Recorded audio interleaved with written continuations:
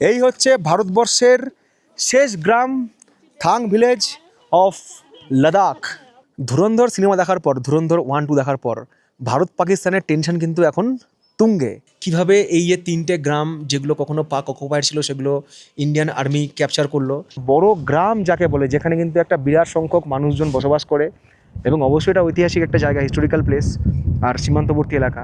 এই রকম জায়গাতে যা রোড কন্ডিশন, এখানে আমাদের একটা টেম্পো ট্রাভেলার যার নাম্বার হচ্ছে 1925, তো এই গাড়িটা খারাপ হয়ে গেছে। লাদাখ ট্যুরে এসে কাটিয়ে ফেলেছি 7 দিন 7 রাত। সহ্য করেছি অনেক প্রতিকূল পরিস্থিতি। সকাল থেকে সন্ধে পর্যন্ত প্রত্যেক দিন জার্নি, দীর্ঘ পথ, অক্সিজেনের স্বল্পতা, রুক্ষ প্রকৃতি, রাতে হাড় কাঁপানো ঠান্ডা, আর দিনের বেলা রোদের সেই তেজ। আজ থেকে শুরু করে আরও 4টে দিন লাদাখে কাটাতে হবে প্রকৃতির সব প্রতিকূলতা সহ্য করে। ঠিক সেই কারণেই ঠিক করেছিলাম যে আজকের দিনটা কোথাও না গিয়ে হোটেলে রেস্ট নেব। কারণ একটা ট্র্যাভেল সিরিজ যখন অনেকগুলো পর্বে বিভক্ত হয়ে যায়, তখন দর্শকদের মধ্যে একঘেয়েমি এসেই যায়। কেউ কেউ পরামর্শ দেয় এবারে অন্য কিছু হোক, কিন্তু আজ শরীর কিংবা মনের কথা ভেবে বিশ্রাম করেই যদি দিনটা কাটিয়ে দিতাম, তাহলে হয়তো জানা হতো না ভারতের শেষ সীমানায় অবস্থিত থাং গ্রামের কথা। কথা হতো না 71-এর যুদ্ধের সময় পাকিস্তানের সীমানা পেরিয়ে ভারতে চলে আসা গুলাম হোসেনের সাথে। ঘুরে বেড়ানো হতো না লাদাখের অন্যতম সুন্দর গ্রাম তুর্তুকের অলিতে গলিতে, কিংবা গায়ে দেওয়া যেত না শোক নদীর ধারের ওই বালুকা ভূমিতে। আর স্যান্ডিউন্সের সেই ডবল হ্যাম্প উঠে চড়ে শীতল মরুভূমির অ্যাডভেঞ্চার, সেটাও হয়তো অধরাই রয়ে যেত। লাদাখের এই পর্বগুলো কারো কারো কাছে বোরিং মনে হলেও আগামী দিনে যারা লাদাখ বেড়াতে আসবেন তাদের কাছে এই অডিও ভিজুয়াল অভিজ্ঞতা আপনাদের লাদাখ ট্যুরকে আরও বেশি সহজ করে তুলবে, এই আশা নিয়ে শুরু করছি লাদাখের 6ষ্ঠ পর্ব 26শে এপ্রিলের সকালে নুব্রা ভ্যালি থেকে। আজকে আমাদের তুর্তুক যাওয়ার প্ল্যান রয়েছে এখান থেকে। এবার মনের মধ্যে একটা দ্বন্দ্ব চলছে যে তুর্তুক যাবো এবার না পরের বার যাবো, কারণ পরপর প্রত্যেকদিন জার্নি হচ্ছে, ঘুমোতেও লেট হচ্ছে, আজকে শরীরটা একটু আইঢাই করছে। তো দেখা যাক কী প্ল্যান করি, আগে তো খাওয়া দাওয়া করি। হোটেলের ব্রেকফাস্ট স্কিপ করে লাদাখে এসে এই প্রথমবার ব্রেকফাস্টে নিয়েছিলাম ডাল সেদ্ধ ভাত, আর সেই সঙ্গে অমলেট। কারণ কোনোদিনই লাঞ্চ ঠিকমতো করা হচ্ছে না, তাই আজ ঠিক করেছিলাম ব্রেকফাস্ট দিয়ে লাঞ্চের অভাবটা পূরণ করে নেব। সেই সঙ্গে আরও কিছু আইটেম ছিল। সব কিছু খাওয়া দাওয়ার পর ঠান্ডা আর গরম জলে স্নান করে ক্লান্তি আর আলসেমি দুটোই পুরোপুরি কেটে গেল। ব্রেকফাস্ট পর্ব শেষ করে এসে স্নান করলাম। আজকে ওয়েদারটাও ভালো, কারণ এরপর আবার সেই হয়তো লেতে গিয়ে স্নান করতে পারবো, কারণ প্যাংগংয়ে এমনিতে ঠান্ডা থাকে, ওখানে স্নান করা সম্ভব নয়। তো স্নান পর্ব শেষ করে সব জিনিসপত্র গুছালাম। প্রথমে পরিকল্পনা ছিল যে এখানে আমরা পরপর 3 রাত থাকবো, কিন্তু গতকাল প্ল্যান একটু পরিবর্তন হয়েছে যে এদের এখান থেকে চেক আউট করতে হবে। আমাদের তো সমস্ত জিনিসপত্র ছড়ানো থাকে, সব গুছিয়ে গুছিয়ে ভরা। কোথায় 3-pin প্লাগ, কোথায় মোবাইলের চার্জার, কোথায় ওয়ালেট, কোথায় মুড়ির ডিব্বা, সব গুছিয়ে গাছিয়ে রেডি করে চেক টেক করে তারপরে আবার বেরোলাম। বেলা 11:30 শুরু হলো আমাদের পথ চলা নুব্রা থেকে তুর্তুকের উদ্দেশ্যে। এখান থেকে তুর্তুক হচ্ছে সড়ক পথে 95 কিলোমিটার, সময় লাগতে পারে একটানা চলে 2.5 ঘন্টা মতো। তুর্তুকের পথে রওনা দেওয়ার আগে আমরা গেলাম সেই হোটেলে যেখানে আমাদের বাকি গেস্টরা রয়েছে। একই সঙ্গে নুব্রার তৃতীয় এবং শেষ রাত আমাদের যেখানে কাটাতে হবে সেই হোটেলে আমাদের লাগেজগুলো রাখতে। আমাদের যত গেস্ট এখানেই আছে, আমাদেরও প্ল্যান ছিল এখানে থাকার, কিন্তু আমাদের জায়গা হয়নি বলে আমরা 2 রাত ওই দ্য ক্রিক হোটেলে কাটিয়েছিলাম। আজ রাত কিন্তু আমরা এখানেই থাকবো। তো এখানে আমাদের যা যা লাগেজ সব এখানে রেখে দিলাম, তারপরে এখান থেকে আমরা তুর্তুক যাব। একটা ভ্লগে এই ইনফরমেশনগুলো ভীষণ দরকার, যে হোটেল কোথায়, হোটেলের কী নাম, কীভাবে পৌঁছাচ্ছি, কতক্ষণ লাগছে, খাবার দাবার কীরকম, খাবারের দাম কীরকম, সব কিছু মিলিয়ে তো একটা ব্লগ। আমাদের এবারে গন্তব্য হচ্ছে ডিস্কিট থেকে হুন্ডার, আর ডিস্কিট থেকে হুন্ডার হচ্ছে সড়ক পথে 7 কিলোমিটার। নুব্রা ভ্যালির 2টো পার্ট রয়েছে, একটা হচ্ছে ডিস্কিট, একটা হচ্ছে হুন্ডার। আমরা তো রয়েছিলাম ডিস্কিটে, কিন্তু হুন্ডারে অপশন বেশি রয়েছে থাকার, হোটেল বেশি রয়েছে। হুন্ডারটা হচ্ছে অনেকটা শহর কেন্দ্রিক। হুন্ডারে যে কোল্ড ডেজার্ট রয়েছে না, বা শীতল মরুভূমি রয়েছে, সেখানে 2 কুচওয়ালা উট রয়েছে। তো সেই 2 কুচওয়ালা উট, তার যে ক্যামেল রাইড, ক্যামেল সাফারি বা ডেজার্ট সাফারি, সেটা কমপ্লিট করব। কারণ ফিরে আসতে আসতে সন্ধ্যা হবে, তখন আর হবে না। ওটা কমপ্লিট করে তারপরে আমরা তুর্তুকে যাব। হুন্ডারের রাস্তা কিন্তু সমতল, অনেকটা ডিস্কিটের মতো, কিন্তু ডিস্কিটের থেকে হুন্ডার অনেক বড়। আর রাস্তার ডান দিকে রয়েছে সমস্ত রিসর্ট, ছোটো ছোটো হোটেল। আর এই হোটেলগুলো কিন্তু, মানে রাস্তার ডান দিকে যে হোটেলগুলো দেখছেন, এগুলো কিন্তু সব স্যান্ডিউন্সের ওপরেই, পাশে কিন্তু স্যান্ডিউন্স রয়েছে। আমরা ডিস্কিটে ছিলাম, কারণ ডিস্কিটটা একটু ফাঁকা ফাঁকা বলে, বাকি ম্যাক্সিমাম গেস্ট কিন্তু এই হুন্ডারেই থাকে এসে। এবার রাস্তা ডান দিকে যাবে, এই দিক দিয়ে গেলেই পাবো হচ্ছে আমরা হুন্ডার ডেজার্ট। মানে যাকে বলে স্যান্ড ডিউনস। যারা একটু ফাঁকা ফাঁকা জায়গা পছন্দ করেন তারা হোটেল নিতে পারেন হচ্ছে ডিস্কিটে, আর যারা একটু জমজমাট জায়গা পছন্দ করেন তারা হোটেল নিতে পারেন হচ্ছে হুন্ডারে। নুব্রা ভ্যালির এই স্যান্ড ডিউন্সের অবস্থান ডিস্কিট আর হুন্ডারের ঠিক মাঝামাঝি জায়গাতে। সময় হচ্ছে বেলা 12:13। আমরা এই মুহূর্তে এসে পৌঁছলাম হচ্ছে হুন্ডারে। হুন্ডারে যেখানে স্যান্ড ডিউনস রয়েছে এখানে আর কি আমরা ক্যামেল রাইড করব। রোদের প্রচুর তেজ আছে, কিন্তু নামার পরে ঠান্ডা এমন রয়েছে জ্যাকেটও পরতে হবে। এখানকার আবহাওয়া এমনই যেখানে ঠান্ডায় আপনি কাঁপবেন, গরমের যে তীব্রতা, রোদের তীব্রতা, তাতেও আর আপনি পুড়বেন। মানে দুরকম আবহাওয়াকে শরীরকে সহ্য করতে হবে। ওই সামনে সব বরফে ঢাকা পাহাড়, আর এখানে হচ্ছে মরুভূমি। মানে যেখানে বরফও রয়েছে, যেখানে মরুভূমির বালিও রয়েছে। মানে ভূপ্রকৃতির একটা অদ্ভুত কম্বিনেশন হচ্ছে এই নুব্রা ভ্যালি। তার জন্য যারা লাদাখ আসে তারা কিন্তু নুব্রা ভ্যালি অবশ্যই আসে।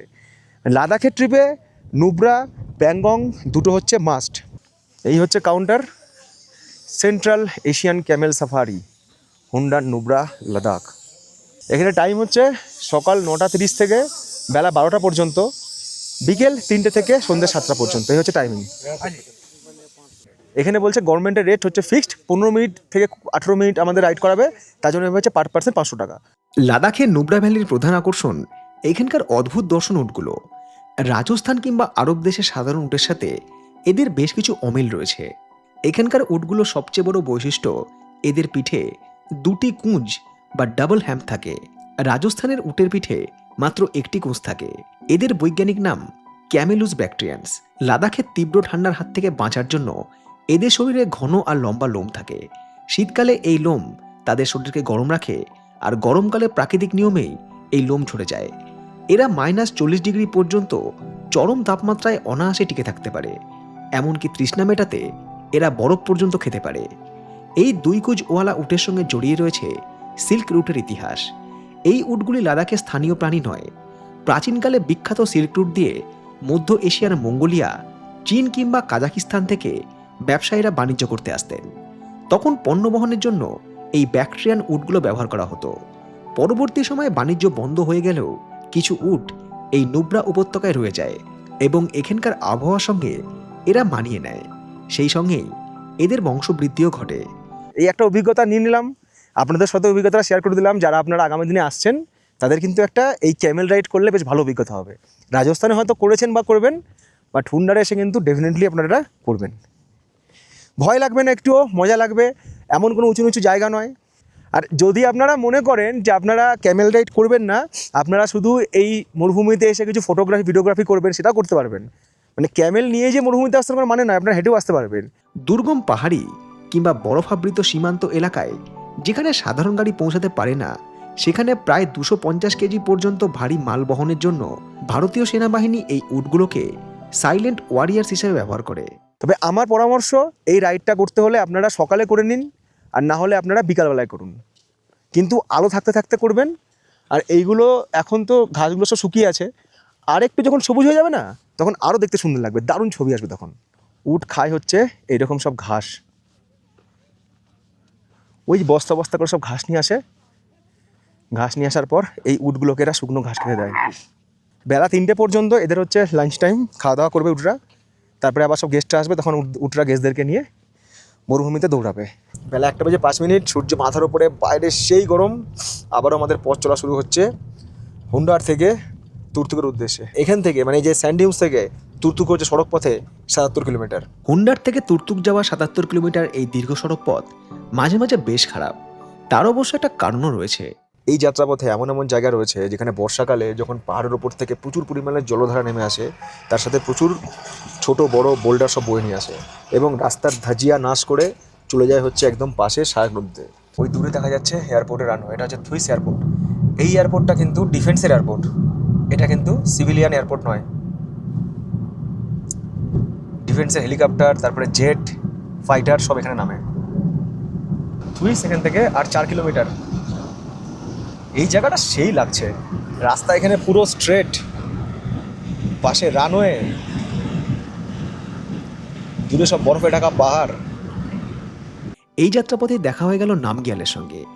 নামগিয়ালকে যারা আপনারা চেনেন না, ওর সংক্ষিপ্ত পরিচয় এবারে আপনাদের সঙ্গে শেয়ার করি। এই যে ভদ্রলোককে দেখছেন মাঝ রাস্তায় দাঁড়িয়ে, মানে আজকে নুব্রা থেকে তুর্তুক যাওয়ার পথে একটা জায়গায় দাঁড়িয়ে আমাকে ওয়েলকাম জানাচ্ছে। আপনারা যারা আমার লাদাখের ব্লগ দেখেছিলেন 2021 সালে, এই হচ্ছে সেই নামগিয়ালের সঙ্গে সেই সময় আউর জাইলো গাড়ি নিয়ে আমরা লাদাখ ট্রিপ করেছিলাম। আমি এখানে এসেছি, ওর সাথে আমার কথা হচ্ছিল, তো আজকে যাওয়ার পথে দেখা হলো। নামগিয়ালের যে গ্রাম সেটা হচ্ছে এখানেই ওর গ্রাম রয়েছে, ওই নদীর ওপারে। ওই ব্রিজটা এখন তৈরি হচ্ছে, ওই ব্রিজ তৈরি হয়ে গেলে ওদের গ্রামে যাওয়া আরও সহজ হবে। ওই যে নদীর ওপারে ওদের গ্রাম, এটা সায়ক নদী, আর নদীর ওপারে ওদের গ্রাম, তার নাম হচ্ছে উদমারু। যেহেতু এই রাস্তা ভারতের শেষ প্রান্ত তথা পাকিস্তান অধিকৃত গিলগিট বালতিস্তানের সীমানাতে গিয়ে শেষ হয়, সেই কারণেই বিআরও এই রাস্তা চওড়া করার কাজ করছে। এবারে লাদাখে গিয়ে একটা জিনিস খেয়াল করেছি, 2021 সালের পর থেকে চীন এবং পাকিস্তান সীমান্তে সংযোগকারী লাদাখের প্রত্যেকটা সড়কপথ আগামী দিনের জন্য আরও মজবুত আর চওড়া হচ্ছে। এইদিকে রাস্তা এখনো পিচ পড়েনি, রাস্তা চওড়া হয়ে গেছে কিন্তু এখনো পিচ পড়েনি, তার জন্য গাড়ি খড়বড় খড়বড় খড়বড় খড়বড় করছে। রাস্তা চওড়া হওয়ার পর রাস্তা এরকম দেখতে হবে, এইরকম রাস্তা চওড়া হবে। রাস্তার অনেক অংশের পরিবর্তন হলেও 2021 সালে দেখা এই রাস্তার বেশ কিছু জায়গা আজও একই রকম রয়েছে। এবারে সেই জায়গাটা, সেই ব্রিজটা 5 বছর আগেও যেমন ছিল, 5 বছর পরেও তেমন আছে। এখন এখানে নতুন ব্রিজ তৈরির কাজ চলছে। বছর 5 আগে যখন এখানে এসেছিলাম তখন আমার মনে আছে এই জায়গাতে বাইক নিয়ে ভিডিও করেছিলাম। নতুন ব্রিজ তৈরির কাজ চলছে, পুরনো ব্রিজটা আজও একই আছে দেখুন। তখন এখানে রাস্তা খুবই খারাপ ছিল।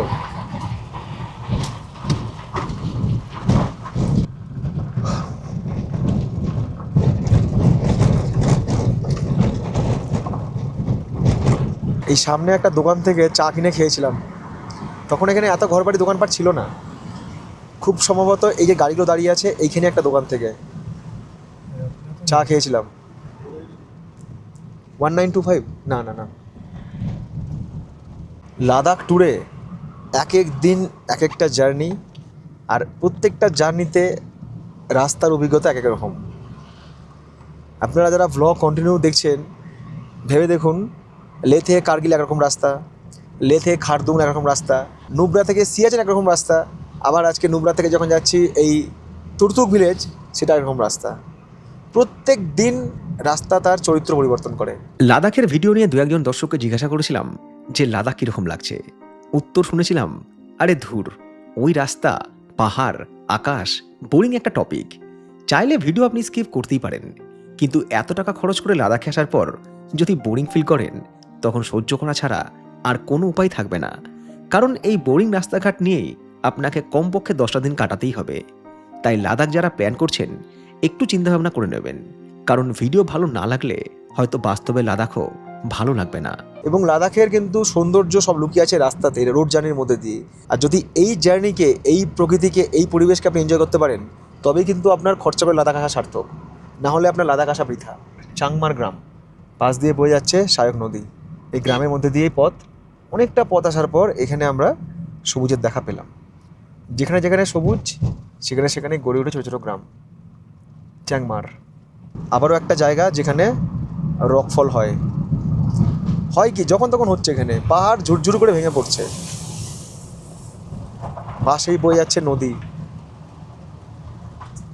এই যাত্রাপথে একটা আইকনিক ব্রিজ রয়েছে, শোক নদীর ওপরে উডেন সাসপেনশন ব্রিজ। ফটোগ্রাফি করার জন্য দারুণ একটা জায়গা।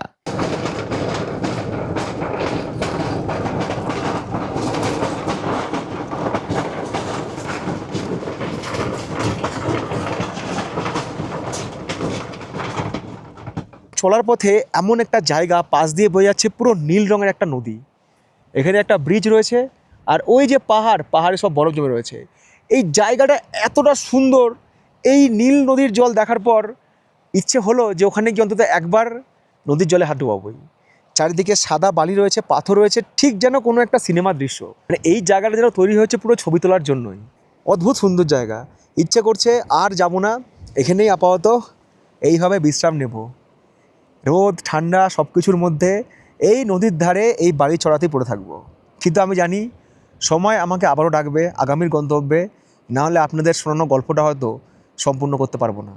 বাট লাদাখ যারা আসছেন তারা অবশ্যই এখানে আসুন, এই নদীর ধারে খানিকটা সময় কাটান, এ শান্তি কিছু আলাদাই। তবে শান্তির মধ্যেও কোথাও একটা অশান্তির ইঙ্গিত ছিল, লাদাখে বেড়াতে এসে গাড়ি খারাপ হয়ে যাওয়ার মতো একটা ঘটনা, সেই অভিজ্ঞতারও সাক্ষী হলাম এই তুর্তুক যাওয়ার পথেই। লাদাখ বেড়াতে এসে গাড়ি খারাপ হয়ে যাওয়াটা কিন্তু নতুন কিছু নয়, এই অভিজ্ঞতা অনেকের সাথেই হয়, আমার সাথে এর আগে হয়েছে।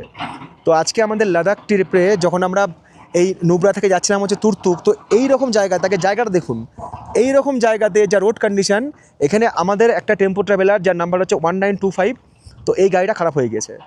এই নিউজটা আমি তখন পাই যখন আমি ছিলাম হচ্ছে ওই হুন্ডারে, আমরা ক্যামেল রাইড করছিলাম, তখন হোয়াটসঅ্যাপ গ্রুপে লেখা হয়েছিল, আমাদের গেস্টটা লিখেছিল যে গাড়ি খারাপ হয়ে গেছে। তো তার জন্যই এই গাড়ির যারা গেস্ট, যেহেতু পরপর 3টে গাড়ি চলে, এই গাড়ির যারা গেস্ট তারা অলরেডি আরও যে 2টো গাড়ি সেই গাড়িতে চলে গিয়েছে, কারণ প্রত্যেকটা গাড়িতে আমাদের এক্সট্রা সিট করা থাকে, মানে ফাঁকা ফাঁকা সিট থাকে, যাতে কখনও কোনো প্রবলেম হলে ব্যাকআপ দেওয়া যায়। বাট আমি এই ড্রাইভারের সাথে কথা বললাম, এই ড্রাইভার বললো ওর গিয়ারের কোনো একটা তার কেটে গিয়েছে, সেটা ওর মালিক অন্য গাড়িতে নিয়ে আসছে লে থেকে, ওটা এখানে লাগানোর পরে গাড়ি আবার চলবে। মানে গাড়ি কিন্তু পুরোপুরি ব্রেকডাউন নয়, গাড়ি টেম্পোরারি খারাপ। আর এখান থেকে তুর্তুক হচ্ছে আর ওই 30 কিলোমিটার মতো।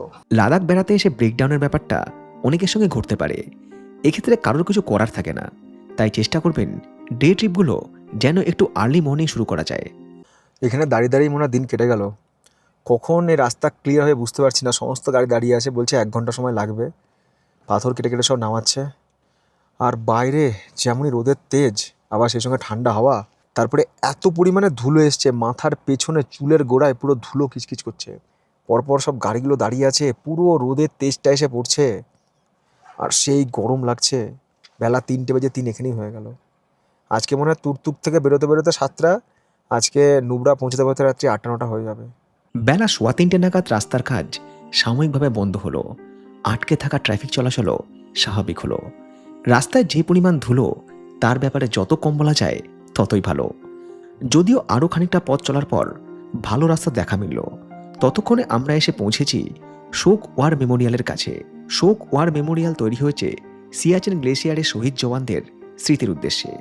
এখানে রিফ্রেশমেন্টের জন্য একটা ক্যাফেও রয়েছে। এই যাত্রাপথে আমাদের পরবর্তী গ্রাম হচ্ছে বোগডাং। বোগডাং এখান থেকে, মানে এই শায়ক ওয়ার মেমোরিয়াল থেকে এখনও 6 কিলোমিটার। এমনিতে এটা রকফল জোন, যখন তখন পাথর পড়ছে। রাস্তা আবার সাফও করে দিচ্ছে বিআরও। পাশ দিয়ে বয়ে যাচ্ছে নদী। নদীটা কীভাবে বেঁকে বেঁকে এসছে, নদীটা কিন্তু ওই পেছন থেকে এসছে, পেছন থেকে এসে অদ্ভুত টার্ন নিয়েছে, দিয়ে আবার পুরো সাপের মতো এঁকে বেঁকে যাচ্ছে নদী। আর রাস্তা আস্তে আস্তে ওপর থেকে নিচের দিকে নামছে, তারপরে একদম নদীর সমানে সমানে চলে যাবে। তুর্তুক যাওয়ার রাস্তাটাই অ্যাডভেঞ্চারাস। তুর্তুক যদি কেউ না আসে তাহলে বিরাট মিস করবে। বোগডাং ভিলেজ হচ্ছে আর 5 কিলোমিটার। যারা ভালো করে দেখবেন না, স্কিপ না করে করে, তাদের লাদাখ ঘোরাটা খুবই সহজ হয়ে যাবে। কারণ আপনারাও দেখে নিচ্ছেন রাস্তায় কোথায় কী প্রবলেম হতে পারে, কোথায় কত সময় লাগতে পারে, কী কী ধরনের খাবার দাবার আমাদের রাখতে হবে, মোটামুটি আপনারা একটা আইডিয়া পেয়ে যাচ্ছেন। তো এই ব্লগগুলোই কিন্তু হচ্ছে আপনাদের লাদাখ যাওয়ার আইটিনারি বা প্ল্যান। সুতরাং ভিডিও স্কিপ না করে ভিডিও শেয়ার করবেন, আর অবশ্যই আপনার মূল্যবান কমেন্টস লিখবেন যে আমার চোখে লাদাখ আবারও 5 বছর পরে আপনাদের কেমন লাগছে। এইখানে আবার কাজ চলছে, ধুলো কি লেভেলের। এই জায়গাটা দেখে তো মন ভরে গেল রে শুভ। ওই দূরে পাহাড়, নীল আকাশ, আবার একটা গ্রাম আসছে। গাছ থাকা মানেই গ্রাম, এটা হচ্ছে লাদাখের কমন জিনিস। অসাধারণ সব ল্যান্ডস্কেপ।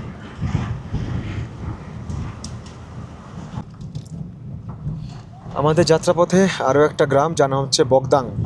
আর গ্রাম মানেই সেখানে সবুজে সবুজ, জনমানবের দেখা। ভারত পাকিস্তান সীমান্তে যারা তুর্তুক গ্রাম দেখতে যান, তাদের এই বগদাং গ্রামের ইতিহাসও কিছুটা জেনে নেওয়া উচিত। 1947 সালের অক্টোবর মাসে পাকিস্তান কাশ্মীর দখল করার জন্য এক উপজাতি আক্রমণ চালায়। এদের বলা হতো পশতুন উপজাতি। এই সময় কাশ্মীরের রাজা ছিলেন রাজা হরি সিং। তিনি ভারতের কাছে সামরিক সাহায্য চান। ভারত সরকারও শর্ত রাখে যে ভারতের সাহায্য পেতে গেলে কাশ্মীরকে অফিসিয়ালি ভারতের অংশ হতে হবে। 1947 সালের 26শে অক্টোবর কাশ্মীরের রাজা হরি সিং ইনস্ট্রুমেন্ট অফ অক্সেশনে স্বাক্ষর করে কাশ্মীরের সার্বভৌমত্ব ভারতের হাতে তুলে দেন। চুক্তি স্বাক্ষরের পরের দিনই, অর্থাৎ 27শে অক্টোবর, ভারতীয় সেনাবাহিনী আক্রমণকারীদের হটিয়ে দিতে পাল্টা অভিযান শুরু করে।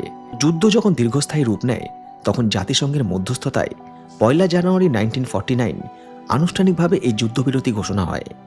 যুদ্ধবিরতির ফলে দুই দেশের সেনারা যে যেখানে অবস্থান করছিল সেখানে একটি যুদ্ধবিরতি রেখা বা সিজ ফায়ার লাইন টানা হয়, যা পরবর্তী সময়ে লাইন অফ কন্ট্রোল নামে পরিচিতি পায়। সেই লাইন অফ কন্ট্রোল ধরেই লাদাখের এই বগদাং গ্রাম ছিল ভারতের শেষ গ্রাম। বগদাংয়ের জনসংখ্যা মূলত বালতি সম্প্রদায়ভুক্ত। ধর্মীয় দিক থেকে এখানকার বাসিন্দারা ইসলামিক।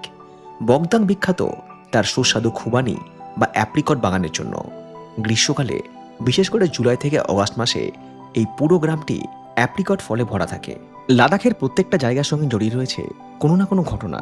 এইগুলো জানা থাকলে লাদাখ আপনার কাছে ইন্টারেস্টিং, আর না জানা থাকলে একেবারেই বোরিং। নেক্সট টাইম লাদাখ বেড়াতে গেলে এই বগদাং গ্রামে একটা বিরতি অবশ্যই নেবেন।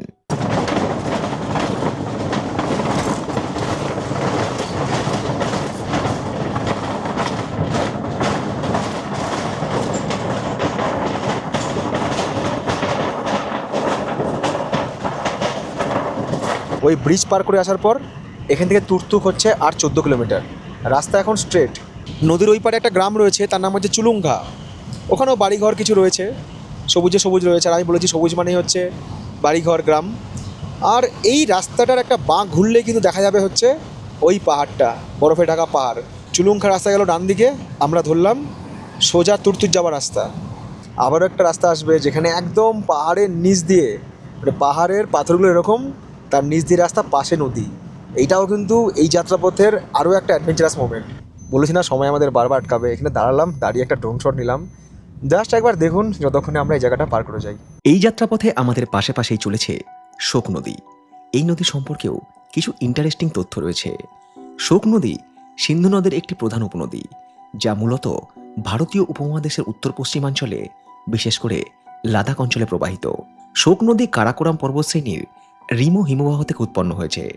তারপর পাকিস্তানের বাল্তিস্তান অঞ্চলে প্রবেশ করে স্কারদুর কাছে সিন্ধু নদের সঙ্গে মিলিত হয়েছে।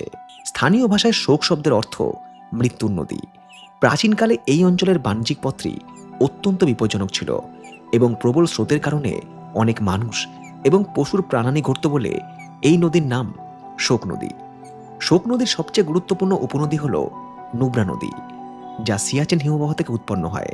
শোক নদী এবং নুব্রা নদীর মিলনস্থলেই নুব্রা ভ্যালি বা নুব্রা উপত্যকা তৈরি হয়েছে, যেখান থেকে আমাদের গল্পে শুরু হয়েছিল। সময় বেলা 4:09।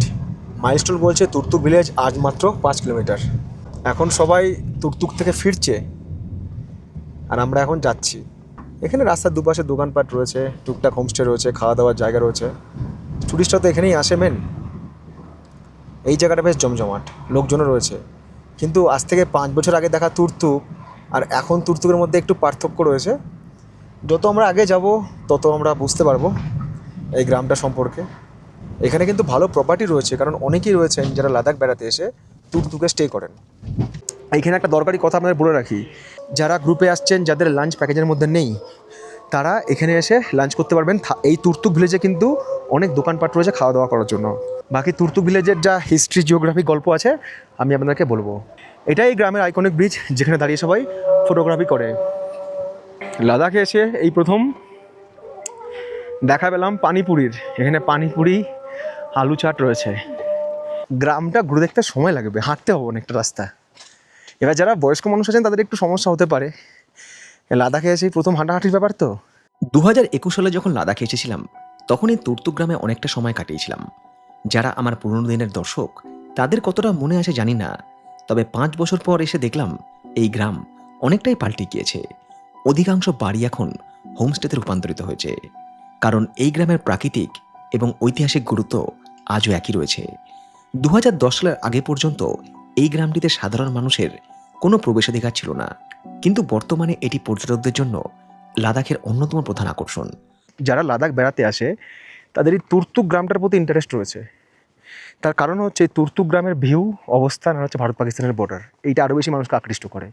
তো যারা আসে অনেকেই চেষ্টা করে, যাদের সময় আসে আমরা একদিন তুর্তুক গ্রামে রাখবো। অনেক ট্রাভেল সংস্থা কিন্তু তুর্তুক গ্রামে মানুষকে রাখে, কিন্তু এখানে থাকার মতো লাক্সারি হোটেল নেই, বাট হোমস্টে রয়েছে। অনেকে আছে না যে আমি একটা দিন গ্রামে কাটাবো, লাদাখের গ্রামে রাত্রিবাস করলাম। তো তুর্তুক গ্রামে কিন্তু আপনারা চাইলে একদিন স্টে করতে পারেন, যদি আপনাদের আইটিনারি সেইভাবে প্ল্যান করা থাকে। ঘুম থেকে ওঠার পর স্বভাবতই আপনারা গ্রামের একটা ভালো ভিউ দেখতে পাবেন, কারণ সকালটা এখানে খুবই সুন্দর। এখানে দেখুন লেখা রয়েছে গভর্নমেন্ট প্রাইমারি স্কুল। মানুষ যেমন হুন্ডারে থাকে, মানুষ যেমন ডিস্কিয়ে থাকে, অনেকে আবার যাদের হাতে সময় আছে বা যাদের নিজের গাড়ি নিয়ে এসছে, তারা কিন্তু এই তুর্তুকেও রাত্রিবাস করে। এটা তুর্তুক গ্রাম নয়, এটা হয়ে গেছে হোমস্টে গ্রাম। চারিদিকে শুধু হোমস্টেই হোমস্টে। 1947 সালে দেশভাগের পর 1971 সাল পর্যন্ত এই গ্রামটির পাকিস্তানের নিয়ন্ত্রণই ছিল। 1971 সালের ভারত পাকিস্তানের যুদ্ধের সময় ভারতীয় সেনাবাহিনীর লাদাখ স্কাউটস অত্যন্ত সাহসিকতার সঙ্গে অভিযান চালিয়ে এই গ্রামটি ভারতের অন্তর্ভুক্ত করে। হঠাৎ করে এক রাতের মধ্যে সীমান্ত বদলে যাওয়ার কারণে অনেক পরিবারের অর্ধেক সদস্য ভারতে, বাকি অর্ধেক পাকিস্তানে থেকে যান। এই কারণে তুর্তুককে বিভক্ত পরিবারের গ্রামও বলা হয়ে থাকে। লাদাখের বেশিরভাগ অঞ্চল যেখানে তিব্বতী বৌদ্ধ সংস্কৃতি বা লাদাখি ভাষায় সমৃদ্ধ, সেখানে তুর্তুক সম্পূর্ণরূপে আলাদা। এখানকার মানুষ জাতিগতভাবে বালতি সম্প্রদায়ের এবং তারা মূলত ইসলাম ধর্মের অনুসারী। তারা বালতি ভাষায় কথা বলেন, যা একটি প্রাচীন তিব্বতী উপভাষা। বড় গ্রাম যাকে বলে, যেখানে কিন্তু একটা বিরাট সংখ্যক মানুষজন বসবাস করে এবং অবশ্যই এটা ঐতিহাসিক একটা জায়গা, হিস্টোরিক্যাল প্লেস আর সীমান্তবর্তী এলাকা। লাদাখের বাকি অংশ যেখানে রুক্ষ, ধূসর কিংবা শীতল মরুভূমি, সেখানে তুর্তুক একটি সবুজ মরুদ্যানের মতো।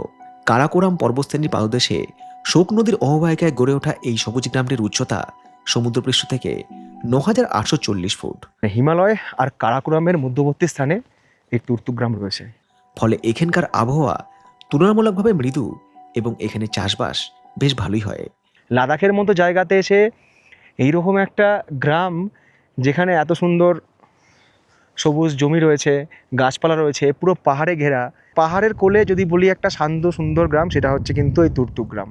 তুর্তুক গ্রাম বিখ্যাত তার অত্যন্ত সুস্বাদু খুবানি বা অ্যাপ্রিকট এবং আখরোটের জন্য। আগস্ট এবং সেপ্টেম্বর মাসে এই পুরো গ্রামটি আখরোটে ভরে ওঠে। এগুলো কি বুঝতে পারছি না, আপনারা কেউ জানলে বলবেন এটা কি জিনিস। আর তার সঙ্গে এরকম একটা পালং শাকের মতো শাক রয়েছে, এটা কি পালং শাক? পালং শাক আমার পছন্দের শাক, পালং। আর এদিকে ঘাসের মতো কি রয়েছে বুঝতে পারছি না কি। তুর্তুক গ্রামে দেখার মতো কি রয়েছে?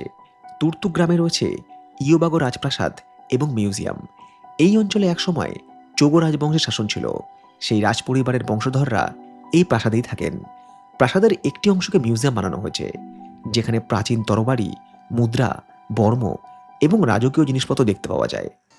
যারা মিউজিয়াম যাবেন তারা কিন্তু এইদিকে যাবেন, এদিকে রয়েছে মিউজিয়াম, সব পথ নির্দেশ করা রয়েছে।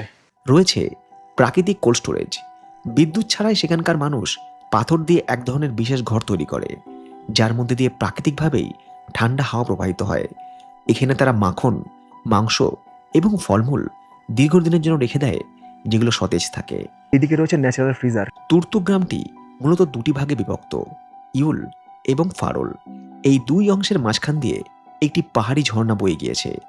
এই অংশ দুটি জুড়ে দিয়েছে একটি সুন্দর ঝুলন্ত কাঠের সেতু, যেটা গ্রামে প্রবেশ করার সময়তেই আমরা দেখে নিয়েছি। আর রয়েছে থাং ভিউ পয়েন্ট। এই তুর্তুক গ্রাম থেকে দূরবীনের সাহায্যে ভারত পাকিস্তানের প্রকৃত নিয়ন্ত্রণ রেখা, বাংকার বা ওপারের গ্রাম স্পষ্ট দেখা যায়। আর সোজা রাস্তা চলে গেছে নদীর ধার দিয়ে, ওটা যাচ্ছে ওই থাং তিয়াকসি ওইদিকে। এই ছিল লাদাখের তুর্তুক গ্রামের এক ঝলক। এই গ্রাম ভালো করে ঘুরে দেখতে ঘন্টা 3 মতো সময় লাগবে। তবে আমার পরামর্শ, ভিউ পয়েন্ট দেখতে গিয়ে অযথা সময় নষ্ট না করে আপনারা চলে যাবেন পরবর্তী গ্রাম থাং দেখতে। আর লাঞ্চ যদি এখানে করতে চান, সেক্ষেত্রে খাওয়া দাওয়ার জন্য কত খরচ হতে পারে তার একটা আইডিয়া আপনাদের সঙ্গে শেয়ার করে রাখি। এখানে মিল্ক টি হচ্ছে 50 টাকা, জিঞ্জার হানি লেমন টি হচ্ছে 100 টাকা, কাশ্মীরি কাওয়া আছে, ব্ল্যাক কফি আছে। আমরা এখানে অর্ডার দিলাম হচ্ছে হাক্কা নুডলস। এই হাক্কা নুডলস দাম পড়বে 230 টাকা। এখানে ম্যাগি যদি প্লেন ম্যাগি নিই তাহলে 60 টাকা, মশলা ম্যাগি 80 টাকা। মোটামুটি এখানে জিনিসপত্র যা আছে আপনাদের লাঞ্চ হয়ে যাবে, যা খাওয়া দাওয়ার আইটেম রয়েছে। এখানে আমরা অর্ডার করেছিলাম হচ্ছে কফি, হ্যাঁ, কফির টেস্ট একদম বেকার। আর হাক্কা নুডলস ছিল, হাক্কা চাউমিন, এগ হাক্কা চাউমিন, এটার টেস্টটাও চলে যাবে, ভালো আছে, সস ফস দিয়ে বানিয়েছে। তুর্তুক দেখে এবারে আমাদের গন্তব্য ভারতের শেষ গ্রাম থাং। এই পথে আরও একটা গ্রাম রয়েছে, যার নাম তিয়াকসি। এর আগে ছিল তুর্তুক, এটা হচ্ছে ত্যাকসি। এখানেও কিন্তু ছোটোখাটো রাস্তার পাশে হোমস্টে বা রেস্টুরেন্ট রয়েছে। সামনে দেখুন টুরিস্টের গাড়ি টাড়িও রয়েছে, এটাও কিন্তু বেশ জমজমাট জায়গা। ত্যাকসি অ্যাট এলওসি। তুর্তুক অনেক বড়, ত্যাকসি ছোট। চাইলে কিন্তু আপনারা ত্যাকসিতেও থাকতে পারেন, ট্যাক্সি হলে বর্ডারের একটু কাছে পৌঁছে যাবেন, এটা হচ্ছে ব্যাপার। রাস্তাঘাট একবার দেখুন, তাহলে মোটামুটি জায়গাটা সম্পর্কে আইডিয়া এসে যাবে। বাট এখানে অ্যাকোমোডেশন অনেক কম, অত বেশি নেই। এখানে রয়েছে চেকপোস্ট, এখানে আমাদের এন্ট্রি করতে হবে। আর স্থানীয় যারা মহিলা রয়েছেন তারা ওই ড্রাই ফ্রুটস, তারপরে ওয়ালনাট, আখরোট, বাদাম সব নিয়ে এসে আর কি বিক্রি করে, এগুলো এই গ্রামেই পাওয়া যায়। অ্যাপ্রিকট ফুল আমরা দেখেছি, এই হচ্ছে অ্যাপ্রিকট ফল, অ্যাপ্রিকট রয়েছে এখানে। এগুলো হচ্ছে অ্যাপ্রিকটের দানা, কিন্তু এগুলো বাদামের মতোই দেখতে। ये मिक्स किया हुआ है। এগুলো হচ্ছে লোকাল বেগুন, বেগুন এখানে শুকিয়ে বিক্রি করে। যদি আপনারা কিছু কেনাকাটা করতে চান, কেনাকাটা করতে পারেন, স্থানীয় মানুষদের কিছু হেল্প হবে, এটা হচ্ছে ব্যাপার। এটা হচ্ছে গভর্নমেন্ট হায়ার সেকেন্ডারি স্কুল ত্যাগসি, এটা হচ্ছে এইচএস স্কুল। আর ওই যে রাস্তাটা গেল ওটা হচ্ছে আর্মিদের রাস্তা, ওই রাস্তাটা কিন্তু রেস্ট্রিক্টেড, ওটা আর্মিরাই যাবে, আর সিভিলিয়ানদের জন্য হচ্ছে রাস্তার নদীর পাত দিয়ে। পৌঁছে গেছি আমরা, welcome to Indo park border, last restaurant of India. এই হচ্ছে ভারতবর্ষের শেষ গ্রাম, থাং ভিলেজ অফ লাদাখ। এখানে পৌঁছানোর পর স্থানীয় গ্রামের এক মহিলা বাইনোকুলার হাতে আমাদের দেখাচ্ছিলেন যে সীমান্তের কত কাছে আমরা রয়েছি, আর এই গ্রামের কিছু ঐতিহাসিক ঘটনার বিশ্লেষণ। এখান থেকে বর্ডার হচ্ছে ভারত পাকিস্তানের সীমান্ত হচ্ছে মাত্র 2.2 কিলোমিটার। এবং আমি যদি ক্যামেরাটা এইদিকে ঘোরাই, এইদিকে যে পাহাড়টা আপনারা দেখছেন, এই পাহাড়টা কিন্তু হচ্ছে পাকিস্তানের পাহাড়, এবং ওই ওপরে রয়েছে পাকিস্তানের সেনাবাহিনীর বাংকার। এই দিকে যদি ক্যামেরাটা জুম করি, এই দিকে রয়েছে আমাদের ভারতীয় সেনাবাহিনীর বাংকার, এখানে পাহাড়ের ওপরেই রয়েছে, এবং সেই সাথে সড়ক পথ, রাস্তা এখানেই শেষ। ওই পাহাড়টা হচ্ছে ইন্ডিয়ার পাহাড়, মানে এই বাঁ দিকের হচ্ছে ইন্ডিয়ার পাহাড়, ডান দিকের পাকিস্তানের পাহাড়, এবং ওই পাহাড়ের ওপরেও কিন্তু রয়েছে হচ্ছে ইন্ডিয়ান আর্মির বাংকার। আর এখান থেকে যদি আমি একটু সোজা দেখাই, ক্যামেরাকে একটু জুম করতে বলবো, একদম সোজা, এবং যদি জুম করি ক্যামেরাটা দেখতে পাবো ওখানে কিন্তু রয়েছে ইন্ডিয়ান আর্মির পোস্ট এবং সেই সাথে ফেন্সিং। মাঝেরটা হচ্ছে নদী অর্থাৎ নোম্যান্স ল্যান্ড, এবং তারপরে শুরু হচ্ছে পাকিস্তানের একটা গ্রাম যার নাম হচ্ছে ফ্রায়াং। এই হচ্ছে নদী শায়ক রিভার, নোম্যান্স ল্যান্ড, আর এই হচ্ছে পাকিস্তান। এখানে যদি আপনাদের সাথে ভালো জুম লেন্সওয়ালা ক্যামেরা থাকে কিংবা বাইনোকুলার থাকে, তাহলে কিন্তু এই দৃশ্য আপনারা খুব ভালো মতো দেখতে পাবেন। এদিকে সব পাকিস্তানের গ্রাম পোস্ট রয়েছে, এদিকটা গ্রাম রয়েছে, এটা হচ্ছে সেই ফ্রায়াং গ্রাম, এদিকে হচ্ছে ইন্ডিয়ান আর্মির পোস্ট। আর এই নিচে কিন্তু রয়েছে হচ্ছে থাং ভিলেজ, যেখানে গ্রামের মানুষজন রয়েছেন, মানে বর্ডার থেকে একদম মেন যে লাস্ট ইন্ডিয়ার, সেই জায়গা থেকে এই জায়গাটা মোটামুটি 2 কিলোমিটার দূরে। আর এটাই কিন্তু হচ্ছে ইন্ডিয়ার শেষ গ্রাম, মানে লাদাখের সাইডে, নর্দার্ন সাইডের শেষ গ্রাম হচ্ছে থাং। পাকিস্তানের যে বাংকারগুলো দেখা যায় পাহাড়ের উপরে হচ্ছে, তুরতুক থেকে জুম করে দেখা যায়, কিন্তু সেটা অতটাও স্পষ্ট নয়, কিন্তু অ্যাকচুয়াল যেটা এলওসি সেটা দেখার জন্য কিন্তু আপনাকে এই থাং ভিলেজে আসতেই হবে। মোটামুটি গাড়িতে 15 থেকে 20 মিনিট মতো লাগে। থাং ভিলেজে আসার পর, এখানে দাঁড়ানোর পর আপনারা কিন্তু সামনেই বর্ডার দেখতে পাবেন, এবং যে জন্য আমাদের এখানে আসা, বলি না টান টান উত্তেজনা, সেই ভারত পাকিস্তানের বর্ডার, সেটাও কিন্তু এখানে দেখতে পাবেন। এই জায়গাতে আসার পর এখানে স্থানীয়রা রয়েছেন, স্থানীয় গ্রামের মানুষ রয়েছেন, যারা কিন্তু এখানে আপনাদের জন্য নানা রকম জিনিসপত্র বিক্রি করবেন, যার মধ্যে বেরিজ রয়েছে, যার মধ্যে কিছু চকলেটস রয়েছে, ড্রাই ফ্রুটস রয়েছে, হলুদ রয়েছে, এবং সেই সাথে কিন্তু এখানে বাইনোকুলার রয়েছে। এই বাইনোকুলার দিয়ে কিন্তু আপনারা সামনের যে সীমান্ত রয়েছে সেটা কিন্তু দারুণ দেখতে পাবেন। Welcome all, I am from Thang village, my name is Ghulam Hussain. Ghulam Hussain এখানে একটা রেস্তোরাঁ চালান। 1971 সালে যিনি পাকিস্তান থেকে ভারতে চলে এসেছিলেন। ওনার জীবন বড় অদ্ভুত, যে জীবন এক রাতেই পাল্টে গিয়েছিল। সেই গল্পই উনি শোনাচ্ছিলেন প্রায় 55 বছর পরে এসে। 1971-এর সময় ভারত পাকিস্তান যুদ্ধের কথা, কিভাবে এই যে 3টে গ্রাম যেগুলো কখনো পাক অকুপায়ার ছিল, সেগুলো ইন্ডিয়ান আর্মি ক্যাপচার করলো, এবং এই ভারত পাকিস্তান সীমান্তের যে অনেক অজানা কথা কিন্তু আজ শুনবো ওনার মুখ থেকে, যেটা কিন্তু আমাদের এই ভ্লগে, এই পর্বে কোনো অ্যাসেটের থেকে কোনো অংশে কম নয়। 1947 সালে ভারত পাকিস্তান বিভাজনের পর এই তুর্তুক, থাং, তিয়াকসি এবং চুলাংখা, এই 4টি গ্রাম পাকিস্তানের গিলগিট বালতিস্তানের অন্তর্ভুক্ত ছিল। থাং গ্রামের ঠিক উল্টো দিকেই রয়েছে পাকিস্তানের ফ্রায়াং গ্রাম। 1971 সালের ডিসেম্বর মাসে যখন পূর্ব পাকিস্তানে মূল যুদ্ধ চলছিল, তখন পশ্চিম ফ্রন্টেও তীব্র লড়াই শুরু হয়। মেজর চেওয়াং রিঞ্চেনের নেতৃত্বে লাদাখ ফ্রন্টে ভারতীয় সেনাবাহিনীর লাদাখ স্কাউটস এবং স্থানীয় নুব্রা গার্ডস যৌথভাবে এক অবিশ্বাস্য অভিযান চালায়। দুর্গম পাহাড়ি পথে -25 ডিগ্রি সেন্টিগ্রেড তাপমাত্রায় এবং 18 থেকে 23,000 ফুট উঁচু পাহাড়ের খাড়া ঢাল বেয়ে ভারতীয় সেনারা পাকিস্তানের বাংকারগুলোর দিকে অগ্রসর হয়। মেশিন গান পোস্ট এবং মাইনফিল্ড এড়াতেই তারা শায়ক নদীর উপত্যকা বাদ দিয়ে এই দুর্গম পাহাড়ি পথ বেছে নেয়। এরপর এলো 13 এবং 14 ডিসেম্বরের রাত। তীব্র লড়াইয়ের পর पाकिस्तानी सेनारा पीछे हटते बाध्य है। दिसंबर का पहला तारीख को रात को बोला माँ बाप ने खाना खाने के टाइम, बेटा तो कालतांग चले जाओ, गई लेकर के जाओ, थोड़ा कार्ड बना कर आ जाओ। मुझे टाइम पर लड़ाई का पता नहीं था। फिर मैं पहला तारीख को आ गया, 10 तारीख को जंग छिड़ गया, इंडिया पाकिस्तान लड़ाई शुरू हो गई 71 में। हाँ 71 में था। फिर हमको लड़ाई का आवाज़ नहीं सुना। हमारे से 22 किलोमीटर आगे है इंडिया पाकिस्तान बाउंड्री। उसी टाइम पर बाउंड्री कहाँ था सर, बोगदंग गाँव आपको जानता होगा, বুদাং वो अपने इंडिया के कब्जे में था, इंडिया का फोर्ट देता था।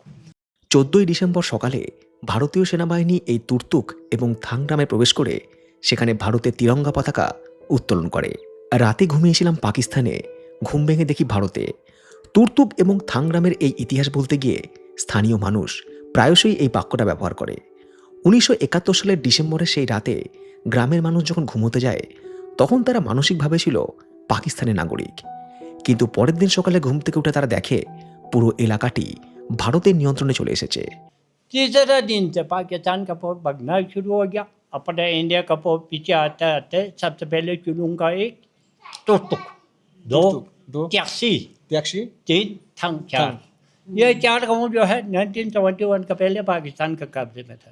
फिर दिसंबर का 10 तारीख को जंग जीत गया, 17 तारीख को जो है ये चार गाँव 16 इंडिया में आ गया, ये नदी बाउंड्री हो गया। हाँ अगर वार स्टॉप नहीं होता हाँ, हाँ। तो तब इंडिया पाकिस्तान का जो फ्लैग है वो भी इंडिया के अंदर आ जाता। हाँ हाँ आ जाता है। মাত্র কয়েক ঘন্টার ব্যবধানে তাদের দেশের পরিচয় বদলে যায়। ভারতীয় সেনারা গ্রামে ঢোকার পর মেজর চেওয়াং রিমচেন স্থানীয় গ্রামবাসীদের আশ্বস্ত করেন এবং তাদের নিরাপত্তা এবং ধর্মীয় স্বাধীনতার পূর্ণ নিশ্চয়তা দেন। लड़ रहे हमको आवाम चाहिए, आवाम हमको ज़मीन के लिए नहीं लड़ रहे, हम ज़मीन से मतलब नहीं है, हम आवाम से मतलब है। आपका वही के लिए लड़ रहे, आपका माँ हमारा माँ है, आपका बहन हमारा बहन है, आपका बेटी बेटा हमारे। পরবর্তীকালে 1972 সালে সিমলা চুক্তির মাধ্যমে এই 883 বর্গ কিলোমিটার এলাকা আনুষ্ঠানিকভাবে ভারতের মানচিত্রে অন্তর্ভুক্ত হয়।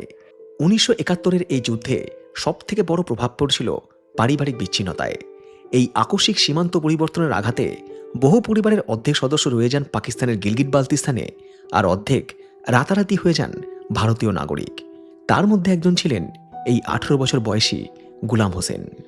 তারপর আর কোনোদিনই ওনার ফিরে যাওয়া হয়নি নিজের মা বাবা, ভাই বোন কিংবা আত্মীয়দের কাছে। পুরো সিনেমার মতো ব্যাপার হয়ে গেছে যে উনি এখানে থেকে গেছেন, ওনার সব আত্মীয় স্বজন ওই পারে থেকে গিয়েছেন এবং উনি আজ পর্যন্ত তাদের কাছে পৌঁছাতে পারেননি এবং ওনাদের কোনো খবরই নেই যে তারা আদৌ আছে না নেই, কোনো খবরই নেই।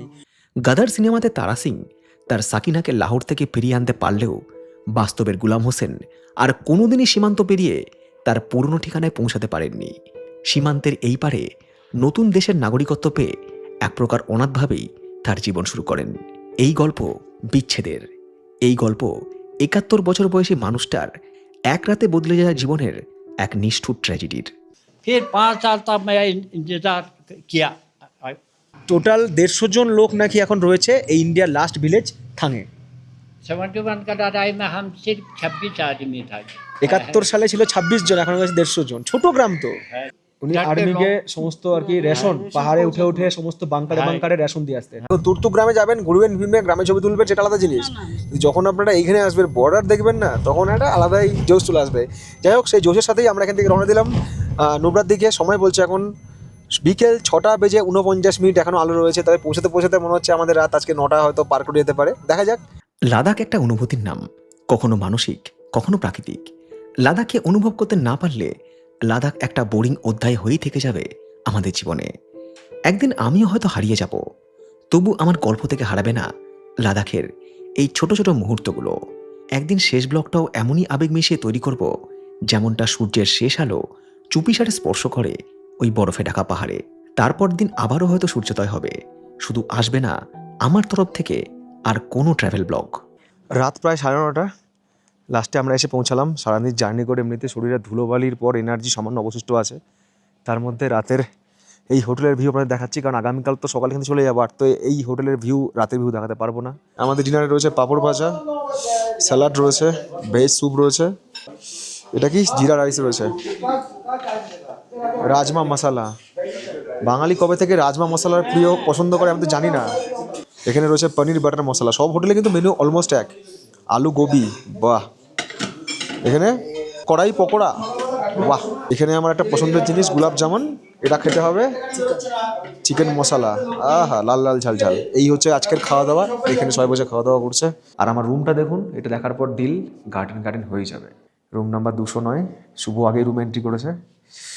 এখানে এরকম সোফা রয়েছে বসার জন্য, এখানে একটা বেঞ্চ রয়েছে জিনিসপত্র রাখার জন্য। বিছানা তো দেখতেই পাচ্ছেন কত সুন্দর। এটা সবচাইতে সুন্দর প্রপার্টি, কারণ দেবাশিস দা বলেছিল যে হুন্ডারের প্রপার্টি কিন্তু সবচাইতে ভালো। কাজ করার জন্য এখানে চেয়ার টেবিল রয়েছে, গরম জলের ব্যবস্থা রয়েছে, কমপ্লিমেন্টারি টি কফি রয়েছে। এইটা সরালে কি ভিউ রয়েছে, হ্যাঁ এইটা সরালে কিন্তু বাইরে একটা দুর্দান্ত এরকম বারান্দা রয়েছে, যেখান থেকে কিন্তু বাইরের ভিউ পাওয়া যাবে। দূরে দেখা যাচ্ছে ডিস্কিট মনাস্ট্রি। বারান্দাটা তো অসাধারণ, জিনিসপত্র রাখার জায়গা রয়েছে, মানে ট্রলি স্পেস রয়েছে, এখানে আমরা জিনিসপত্র রেখে দিয়েছি। কোট টোট ঝোলানোর হ্যাঙ্গার রয়েছে, এখানে রয়েছে বেসিন, সেই সাথে হেয়ার ড্রায়ার আর কিছু বাথ কিট। এই রয়েছে বাথরুম। বাথরুমটার সাইজ একটু ছোটো মনে হতে পারে রুমের আন্দাজে, বাট আমি বলবো ঠিক আছে, কম্প্যাক্ট আছে। কাল আবারও জার্নি হবে আমাদের দূর থেকে দূরান্তরে, যে ব্লগ তো অবশ্যই আপনাদের শেয়ার করবো। বাট যেটা আপনারা এখন অব্দি ভুলে গিয়েছেন সেটা হচ্ছে লাইক করতে, অবশ্যই এটা লাইক করে দেবেন, আর সেই সাথে আপনার একটা মূল্যবান কমেন্ট ব্লগ কেমন লাগছে। এর পরের দিন আমরা যাবো হচ্ছে প্যাংগং, এবং তারপরে যাবো হচ্ছে হানলে, এবং অবশ্যই ওয়ার্ল্ডের হাইয়েস্ট মোটরেবল পাস উমিংলা এবং মিগলা দুটোই কিন্তু আমরা কভার করবো, আর সেই সাথে আপনাদের সাথে ব্লগে শেয়ার করব। সঙ্গে থাকুন সবাই।